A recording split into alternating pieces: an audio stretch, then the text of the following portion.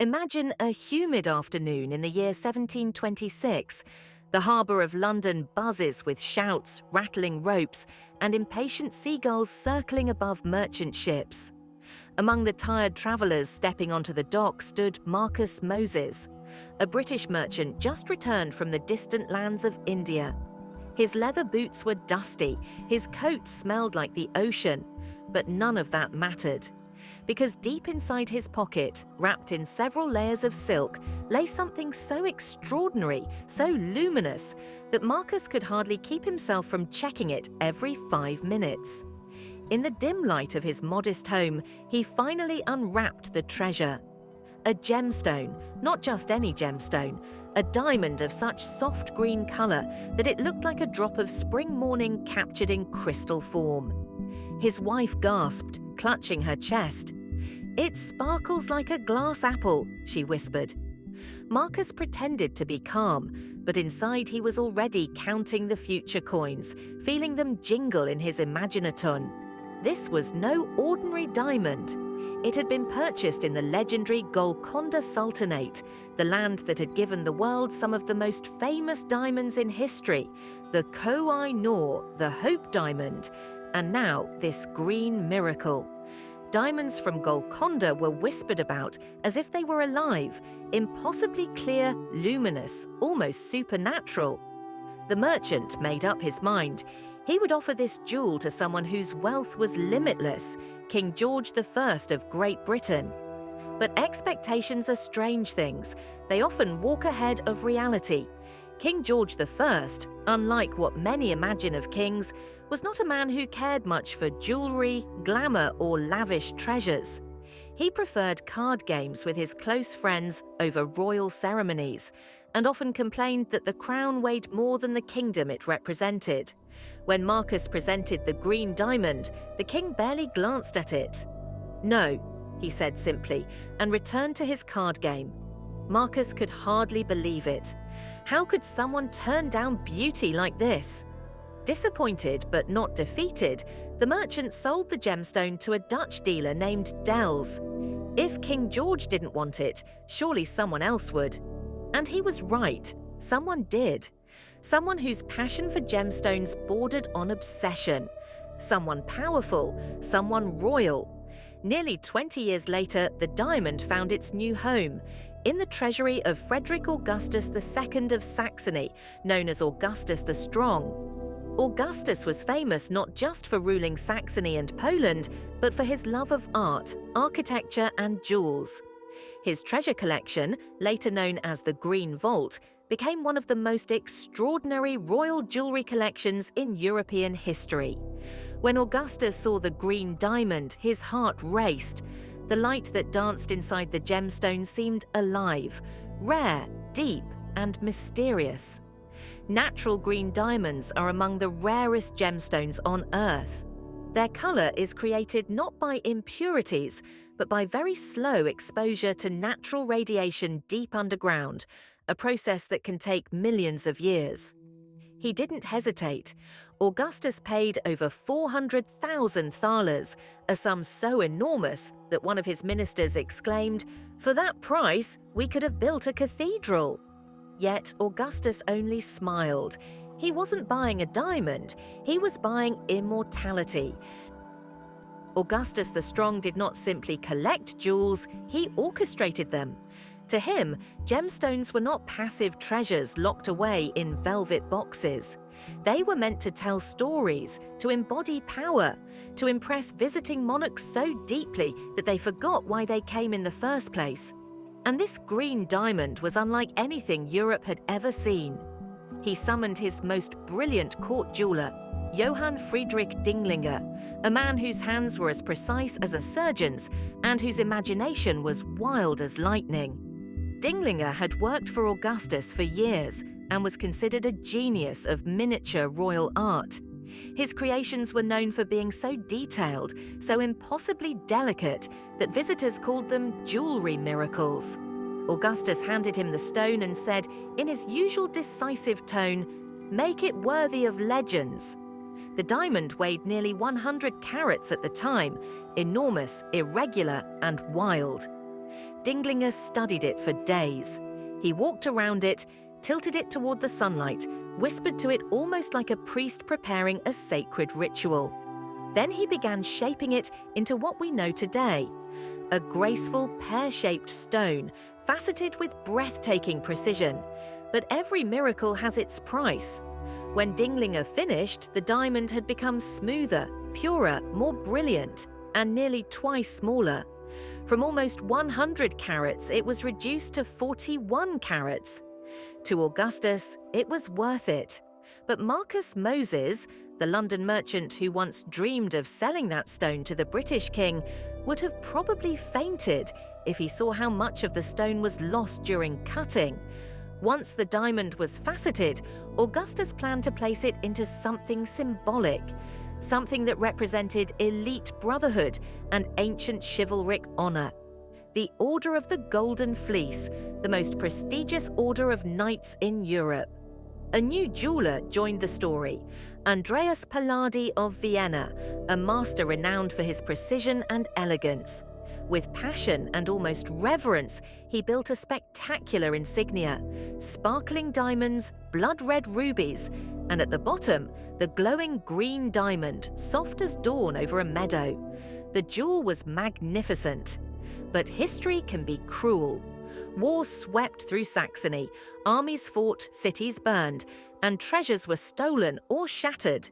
During the chaos, the Golden Fleece insignia was damaged. The frame bent, gemstones loosened, and the green diamond seemed too delicate to remain where it was. The brilliant dream Augustus had to let the diamond shine on Europe's most noble order was over. But Augustus the Strong was not a man who allowed fate to interrupt his plans. If the insignia could not protect the gemstone, he would find something else that could. His next idea? Unexpected, bold, daring. He decided to place the green diamond on his hat. Yes, a royal hat. Augustus was known for extravagant fashion. His outfits outshone everyone at court. Velvet coats embroidered with silver thread, silk sashes, feathers so tall they brushed chandeliers. And now he wanted a hat ornament unlike anything ever made. Dinglinger, or perhaps a talented jeweler named Disbach, created a breathtaking buckle called the hat clasp. More than 400 tiny diamonds formed a swirling pattern. 2 impressive white diamonds flashed at the center and atop. And at the lowest point, hanging like a drop of enchanted rain, was the green diamond. People at court whispered, "Even the sky doesn't shine like that." The hat became famous. Ambassadors, dukes, and even queens stared at it in disbelief. The diamond moved gently with every turn of Augustus's head, sending flashes of emerald light across the room. At that moment, the green diamond was not just a jewel, it was a statement, a declaration of power, a masterpiece. But centuries later, danger would return. And this time, it would come at night, wearing black masks. Centuries passed, kingdoms rose and fell, empires changed borders. But the green diamond survived, unbroken, untouched, still glowing with that mysterious apple-green fire. In Dresden, Augustus's collection evolved into a legendary museum, the Green Vault, Grünes Gewölbe. The name came from the color of the walls, painted a deep, noble green, symbolizing wealth and eternity. The museum housed some of the rarest treasures in Europe: miniature golden ships, extravagant court gifts, intricate sculptures of gold and pearls, and of course the famous hat clasp with the green diamond. Visitors from around the world stood in front of the exhibit in stunned silence. The lighting was arranged so that the green diamond seemed to float in darkness, like a fragment of the Northern Lights. Gemologists from top auction houses confirmed the impossible. A natural green diamond of this size and purity is one of a kind. Then came November 25th, 2019. It was still dark outside when the thieves approached the Green Vault. Rain slicked the cobblestones, muffling their footsteps. They moved with precision, not like amateurs hungry for quick money, but like professionals who had studied every detail. At 4:50 a.m., surveillance cameras showed a sudden flash. A junction box outside the museum began to smoke. The thieves had disabled the entire alarm system. They broke a small window, crawled inside, and within minutes reached the historic display room. Glass cases protected the jewelry, bulletproof and thick as armor. But diamonds are silent, and determination is merciless. Using an axe, they hacked through the glass. Each strike echoed like a gunshot in the empty hall. Shards flew across the marble floors. Not one guard heard anything. In just 5 minutes, they grabbed treasure worth nearly €1 billion. Necklaces, brooches, historic jewels, and among them, the white Dresden Diamond, the brother of the green one. But there was one thing they did not take: the Dresden Green Diamond. Why? Because at that exact moment, the diamond wasn't even in Dresden. It was thousands of miles away, on loan to the Metropolitan Museum of Art in New York, being displayed alongside the Hope Diamond, another legendary stone from the Golconda mines. By pure coincidence, the thieves stole everything they could carry, but missed the most valuable gem in the entire collection. A twist of fate saved it, a silent miracle. After the robbery, as investigators raced to track down the criminals, museum historians stared at the empty display case, untouched, undamaged, where the green diamond normally hung. A void, a ghost of what could have been. And somewhere in New York, under soft gallery lighting, visitors admired the green diamond without knowing how close history had come to losing it forever. Experts estimate that if it ever appeared at auction, which it likely never will, it could be worth over $100 million. But its true value is not money, it is survival. From Golconda mines to royal hats to wars and attempted heists, the diamond endures as if it carries centuries of stubbornness within its core. Not just brilliance, not just beauty, resilience. What makes a diamond legendary? Is it color, size, the price paid in vaults or auction rooms? Or is it the stories it carries, the lives it touches, the centuries it survives?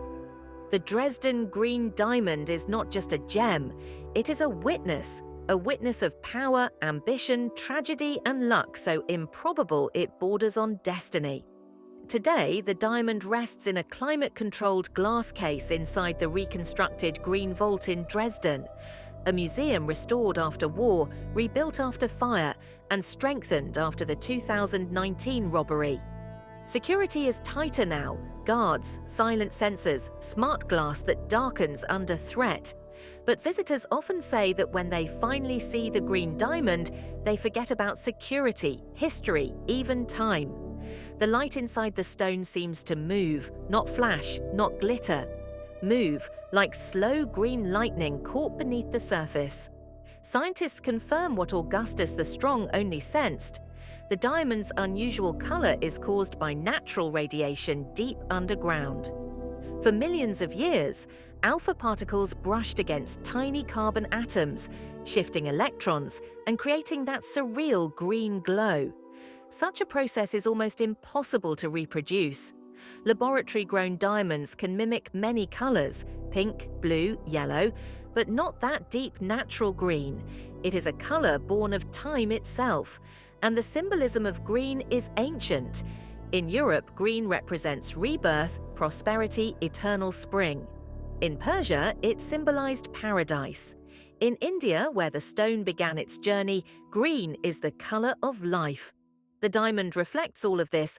It is a jewel that refuses to die. Wars tried to take it. Kings tried to reshape it. Thieves tried to steal it. Yet it remains. Even without its original 100-carat mass, even after being cut, moved, paraded, and fought over, the diamond still captivates anyone who stands before it. Many gems are sharp, cold, unapproachable. The Dresden Green is the opposite. It draws people closer, like a secret.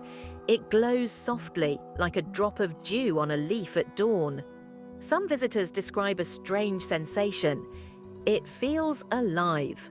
Historians joke that the diamond has a personality, stubborn, selective about its owners, refusing to stay anywhere it does not belong. Perhaps it chose Dresden, perhaps it chose to survive, and perhaps the most poetic truth is this: the diamond lost half of its weight, but gained immortality. Just like some people who shed what once defined them only to become something greater. As you finish this story, imagine the stone not behind glass, but alive, in a bustling court ballroom, swinging gently from the hat of Augustus the Strong, catching candlelight with every turn. Imagine the gasp of nobles, the envy of rivals, the quiet pride of the king whose jewel defied time itself. A fragment of earth, a memory of India, a miracle of survival. The Dresden Green Diamond, the rarest green heartbeat of history. Most diamonds are cold, white and perfect, symbols of wealth, of clean-cut luxury, of polished perfection. They glitter sharply, almost arrogantly, as if their entire purpose is to be admired from a safe distance. The Dresden Green Diamond is nothing like them. It doesn't scream, it whispers. Gemologists describe it as soft fire. When light enters the stone, it doesn't fracture violently. It flows, dissolving into tiny rivers of green that seem to move under the surface. There are only a few natural green diamonds of significant size on the entire planet. Even the Hope Diamond, its blue brother, has more known relatives. But the Dresden Green stands practically alone. Its color is unmodified, untouched by man, formed by the earth itself over millions of years. And here is the most mysterious part. No one knows exactly where in India it was found. Most likely in Golconda, yes. But not a single written record confirms the exact mine. Some historians believe this was intentional. Diamonds of unusual colors were sometimes kept secret, hidden by merchants who feared that revealing the source would attract taxation or competitors. Others suggest that the diamond was so strange that the miner who found it assumed it was cursed and sold it immediately. In 1798, during the French Revolution, when Paris was drowning in chaos and royal jewels were being stolen, melted down, or sold off in back alleys, rumors surfaced about a green flame diamond that had briefly passed through the hands of a French aristocrat. No proof ever surfaced, but the rumor alone was enough to give the stone a mythical status. And myth, as history shows, is as powerful as truth. What makes green diamonds green? Not paint, not impurities, not tricks. Only one thing: natural radiation inside the earth. For millions of years, the raw diamond rests deep underground, near uranium deposits or organic compounds emitting natural particles. These particles gently shift the electrons in the crystal lattice. But if exposure is too strong, the stone becomes cloudy or damaged, too weak, and there is no color at all. The Dresden Green represents a mathematical miracle. Exposure strong enough to change color, but not strong enough to harm the crystal, a perfect accident. A masterpiece of nature, a story of improbable balance. Scientists still study the stone today, using spectrometers and high-resolution imaging. Each test confirms the same result. It is flawless in ways that should be statistically impossible. And while museums around the world beg to display the diamond, the city of Dresden always responded politely. No, it belongs here except for one moment, the moment that saved it. When the Green Vault was robbed in 2019, the world held its breath. Some feared the green diamond had been cut into smaller pieces to disguise it, a common fate for stolen jewels. But that was the diamond's final trick. It was far from Dresden. It had escaped, again, like it always has, like it always will.